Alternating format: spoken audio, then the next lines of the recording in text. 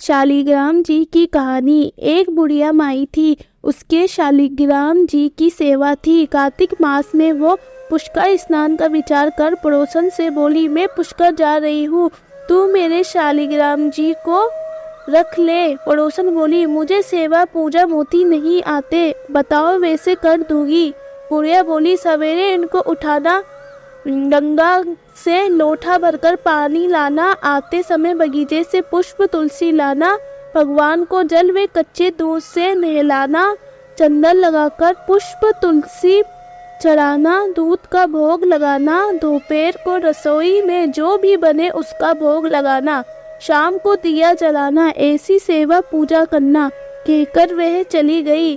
पड़ोसन ने बुढ़िया के कहे अनुसार किया, पर भगवान की थाली से भगवान जीनते ही नहीं, दूध पिया ही नहीं। ये देख वो चिंता में पड़ गई और बोली, भगवान आपकी मालकिन आएगी तो कहेगी मेरे भगवान को दुबला कर दिया, अभी 1 महीना है, आप जीम लो तो मैं भी जीमूं। और वह भूखी बैठी रही। भगवान ने सोचा, अब तो दर्शन देने ही पड़ेंगे। छोटा सा मौन मुकुट पीताम्बरधारी रूप लेकर पाटे पर बैठ गए। दूध पी लिया, वे जीम लिया। रोज ऐसा ही होता रहा। एक दिन भगवान ने कहा, मैं गाय चरा लाऊं, तो पड़ोसन बोली, थोड़े दिन तो रहोगे, क्यों जाते हो? पर भगवान माने नहीं। हाथ में सोने की लाठी, कंधे पर हीरे मोती का पीताम्बर डाल गाय चराने जाते। महीना बीता। बुढ़िया घर आई। स्नान ध्यान से निमट कर सोचा, शालिग्राम जी ले आओ। पड़ोसन ले गई। पड़ोसन बोली, शालिग्राम जी शाम को आएंगे, तब ले जाना। बुढ़िया शालिग्राम जी के लिए जिद करने लगी और झगड़ा हो गया। लोग इकट्ठे हो गए तो पड़ोसन बोली, बुढ़िया को समझाओ, 1 महीना निकाला जैसे शाम तक और सब्र करे। बुढ़िया धरना देकर बैठ गई। शाम पड़े भगवान आए। गाय उनकी जगह छोड़ भगवान मंदिर में वितज गए। नहीं पड़ोसन तो बुढ़िया से बोली, ले जाओ तुम्हारे भगवान। और भगवान से बोली, भगवान बुढ़िया को भी रूप दिखा दो, नहीं तो मेरे प्रति ये विश्वास करे। भगवान ने मोर मुकुट पीताम्बर देना।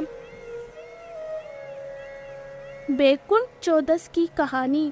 एक बुढ़िया थी, उसके एक बछड़ी थी, उसका नाम उत्तरनी कपूरनी था। कार्तिक के महीने में बुढ़िया पुष्कर नहाने निकली तो पड़ोसन से कहा कि मेरी उन्नी कपूरनी को चारा डालना और पानी का कुंडा भरकर उसके पास रख देना। पड़ोसन रोज चारा डालती, वह पानी का कुंडा भरकर रख देती। एक दिन पड़ोसन को ध्यान नहीं रहा और उन्नी कपूरनी को कुछ नहीं मिला। वो भूखों मरती पानी के कुंड में गिर पड़ी। गिरते ही उसका स्नान हो गया। भूखों मरती के कारण वास हो गया और वो मर गई। उस दिन बैकुंठ चौदस थी तो वे बैकुंठ गई। बुढ़िया पुष्कर नहाकर आ गई। पड़ोसन से पूछने लगी, मेरी उन्नी कपूरनी कहाँ है? पड़ोसन बोली, वो तो मर गई। बुढ़िया ने पूछा, उसने कितनी काती नहाई? पड़ोसन बोली, ज्यादा तो नहीं, सिर्फ एक बैकुंठ चौदस नहाई। बैकुंठ चौदस के पुण्य से उन्नी कपूरनी ने अगले जन्म में राजा के घर में जन्म लिया, इसलिए महीना भर नहीं नहा सके तो चौदस को जरूर स्नान ध्यान व्रत करना चाहिए। उन्नी कपूरनी को गति मिली, वैसी सबको मिले। खोटी की ठहरी अधूरी की पूरी। सूर्य भगवान की कहानी। सूरज भगवान रोज उठते और जग में प्रकाश देने चले जाते। एक दिन भगवान को लगा कि राणा देव सूखती जा रही है, तो राणा देव से पूछा कि तुम्हारे मन में क्या है? राणा देव बोली, मेरे मन में खीर खांड के भोजन की इच्छा है। भगवान बोले, मांगा भी तो क्या मांगा, ये तो हम रोज ही खाते हैं। राणा देव बोली, भगवान आप खीर खांड के भोजन जीनते हो, मैं तो खट्टी राबड़ी जीनती हूँ। भगवान बोले, राणा देव तुम झूठ बोलते हो, एक जैसा भोजन मेरी माँ हमको देती है। राणा देव बोली, सुबह आप मेरी थाली लेना मुझे आपकी थाली देना। दूसरे दिन जीते समय भगवान ने पानी के गिलास को टक्कर देकर गिरा दिया। माताजी बोली, तुम मत उठो, मैं दूसरा गिलास भर देती हूँ। माताजी गए, इतने में भगवान ने थालियाँ बदल ली। राणा देव ने तो जल्दी ही खीर खांड के भोजन कर लिए, पर सूरज भगवान को खट्टी राबड़ी भाई नहीं और थाली पर बैठे रहे। माताजी बोली, आज इतनी देर क्यों लगी?